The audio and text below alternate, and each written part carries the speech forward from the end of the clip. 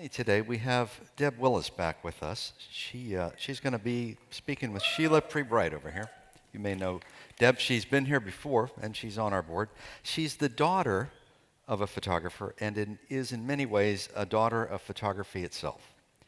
Growing up in and living and leading a photographic life as a photographer, an artist, a curator, critic, historian, author, and educator, in her landmark exhibit, Reflections in Black, Deb Willis corrected, illuminated, and set the record straight on the role, contributions, accomplishments, and significance of African American photographers. Please welcome Dr. Deborah Willis.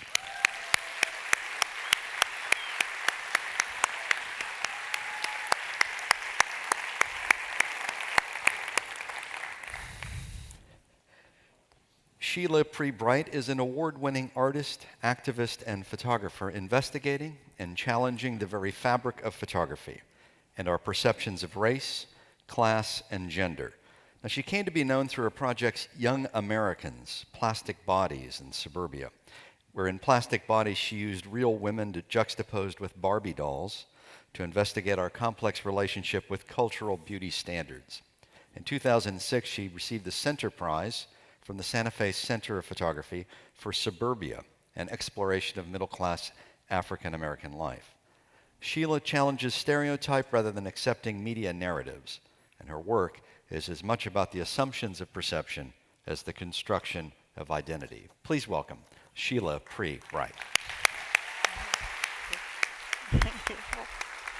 Hey.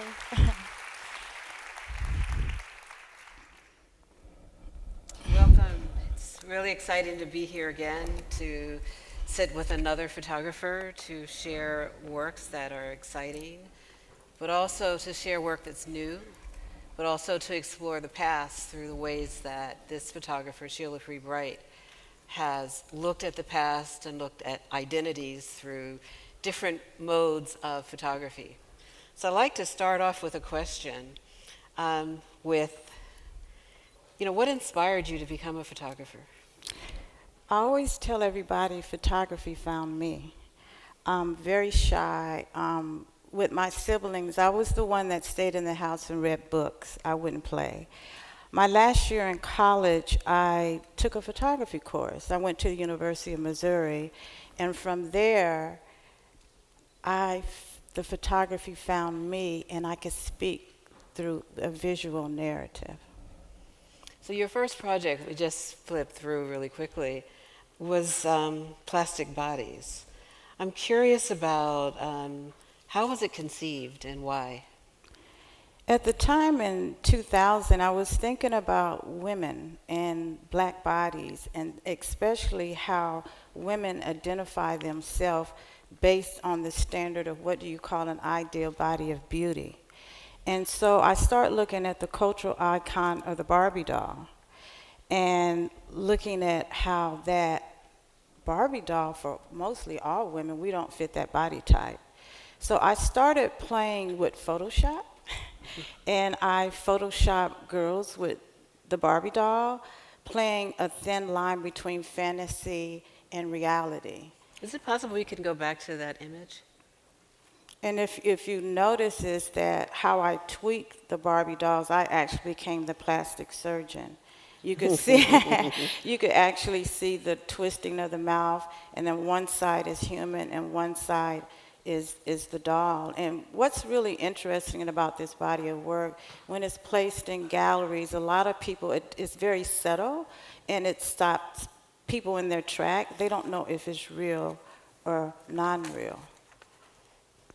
And that's the metaphor of the work, the Right. idea of plastic bodies. Right. And when we think about Suburbia, your second project that I recall really transformed my ideas about how black communities are ignored, specifically Suburbia. How was that initiated? Right after I received my MFA at Georgia State University, I decided to go into Suburbia because at the time in between 2000, it had to be 2003 because that's when I graduated. In 2003, a lot of, in the art world, they were talking about Suburbia. I didn't see images of African Americans. and all the images that we all see of African Americans, if you don't know any African Americans, is what you see in the media and what they project. So there's a large community of African Americans in Atlanta. So I decided to go into these homes. I didn't want to show the faces. I want to talk about the invisibility of the black middle class. And the woman that's laying in the bed, you see she becomes the magazine. I think she's reading Newsweek. Business Week. Business Week. I can't see without my glasses. So these images were actually not staged. I would go into the homes and observe the homes and watch them. Even at night, this was in the evening I came by. And I noticed that she had a magazine on her desktop, and she was laying in the bed, and I took the image. Mm-hmm. So curious, how much of your work is a reflection of your personal life? Tell us where did you grow up? I'm a daughter of a soldier who served in the Vietnam War. My early years was in Germany, and those were the years were my formative years. My father always kept us in museums and galleries. I didn't really know what I was looking at, but these large portraits of people. And from there, we moved to New York, Colorado. So my experience is global and very diverse, and I think my work speaks to that. And your project, Young Americans, that began, what year was that? That year, right after I won the award with Suburbia, that actually started in 2006. I was thinking about Generation Y, young people. What does everybody think about young people? Come on now. We think about, I mean, from all what people tell me is that the only interest that they're interested in is their technology, body image, reality shows, and materialistic stuff. And that was around in between the time of the election started. And I wanted to know, I'm like, no, they have to be much more than that. At the time, they were the largest generation in history, bigger than the baby boomers. So I decided to get a flag and told them, look, what does it mean to be an American in the 21st century? And that story began, and it moved on to thinking about the civil rights movement in terms of the work that you created for 1960 Who.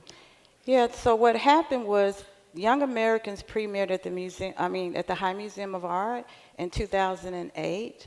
In 2012, I started thinking about my work in a different way. Instead of it being in museums and galleries, so I took Young Americans out in 2012 into the urban landscapes. I first started in Atlanta, and then I went to Art Basel in a little neighborhood, Coconut Grove neighborhood, and I have what you call a guerrilla street curator. And we actually guerrilla street some of the images, and the people that were in the apartment would not engage with us because they says, when the manager comes to the apartment, you guys are going to get in trouble. And they wouldn't engage with us. So after we put the image up, they really was like, oh my God. They said, and these are young people. I mean, these apartments look like, they're jailed up when you're in urban neighborhoods. It doesn't have any attraction. They said, now we have a piece of art that we can look at. And they could relate, and they said, don't forget about us. You're giving us hope. So that's what inspired me. I started thinking about young people, because what happened in 2012, we all experienced the death of Trayvon Martin. And I said, it takes young people really to make change. Mm-hmm. So I started thinking about the young people in the civil rights movement who changed the face of the nation. And I wanted to tell those untold stories of the unknown ones. So me living in the South, in the home of the civil rights movement in Atlanta, I found Mr. Lonnie King. And can you move forward with the images? And I started a body of work that I actually created for the streets, and it's called 1960 Who. And this is Frank Holloway. He's a freedom rider, and he started in the movement at the age of 19 years old. And you could go ahead through the slides. And I'm going to go back to Mr. Lonnie King because that kind of threw me off. Lonnie King was founder of the Atlanta Student Movement. He's the one that organized on campus at the Atlanta University Centers, all of the students, the girls from Spelman. He said, we can't do this alone. We have to get the Spelman girls. And so what I did was I placed, this is, stop the slide, this is O'Connor, Claire O'Connor. I drove all the way up to Minnesota because I've never heard of the Minnesota 5, Minnesota 6. It was 5 white males and 1 white woman. And I met Claire O'Connor. The rest 3 of them had already passed. And she was 23 when she decided to come to the South. And she says that when she got on the bus, crossed the Dixie-Mason line, that's when fear was in her heart, but she knew that she had to do what she had to do. And these are living young people that were in the 60s. You could go ahead and go. And so in 1960 involved into, these are just, you can go through the images. 1960 evolved into 1960 now. But I notice you have the image on the street, but also we see the hooded, the idea of dress and recognition. I know that everyone wants to be recognized. Everyone wants to be seen. So when we think about the aspects of the way that you're placing the wheat paste murals in the community, how are the people responding to images of the hoodie, images of the suits, the range of images that you're creating? Are they creating a dialogue about them, not only in the streets, but also through social media? What's really interesting about that, where I placed the images were the path of where the young people from the college did their sit-ins. And in those communities, they're actually urban. And you have a lot of homeless people there, especially African-American males. And they were so excited. They came up to me, who is that? I explained to them who they were. They said, nobody told us about them in the history book. So what I've noticed about that of going back, because I placed these images up in 2013, they're still up. And the men in the neighborhood, they say that they give the people the tour and tell them about the people on the streets. That's great. That's great. So when we think about your show here at the Jefferson School, 1960 Now, lead us through some of these images. Well, I was in the studio. You know, coming from grad school, I got off the streets and in the studio. I started the portraits of the elders, but I felt that it was important for me to, well, actually she wrote The Appeal for Human Rights, Dr. Rosalind Pope. She was 19 at Spelman. And the next image you're going to see is Mr. Lonnie King, the co-founder of the Atlanta Student Movement. I decided that I needed to go on the ground as an artist to find out what was really going on in the streets versus the sound bites that we all live in the media on TV. And I started engaging with the young people, and I took portraits of them too. Everybody's familiar with Devin Allen? He's the young man that photographed the uprising in Baltimore.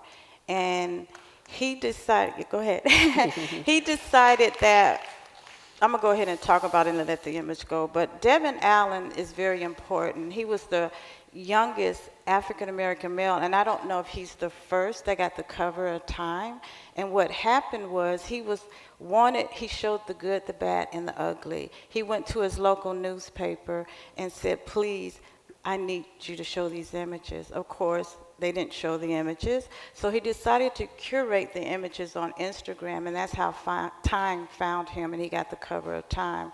The next image is of Bree Newsom. She's the one that decided to take down the Confederate flag, and when I photographed her, I asked her why now at this time. And she said it was something that she always wanted to do when she was little, and this was her opportunity to do it. This is Danny. I don't know if you guys watch CNN and the news, but Danny is the young man that jumped over the fence when Trump was in Ohio. Do you remember that? Well, actually, he's charged with a felony, and he's got to go to court for that. And he's an activist and a student. This is Ariel. She started an organization, It's Bigger Than You, at the age of 19 in Atlanta, Georgia. Kwame Rose. His video went viral in Baltimore. He's the young man that confronted Geraldo. So as we move on, you'll see the protest images. I got a call the first of the year, last year, from Ariel saying, Sheila, you need to get down here. We're getting ready to shut down Martin Luther King parade. And they were using Martin Luther King parade. Martin Luther King parade, yes. And it was hashtag reclaim Martin Luther King. And actually what the young people... And that's Ariel there. That's Ariel right there. And in the movement now, it's always been women in the movement, but they were never in the forefront in the 60s. Now they are in the forefront, and a large amount of the women are from the LBGT community.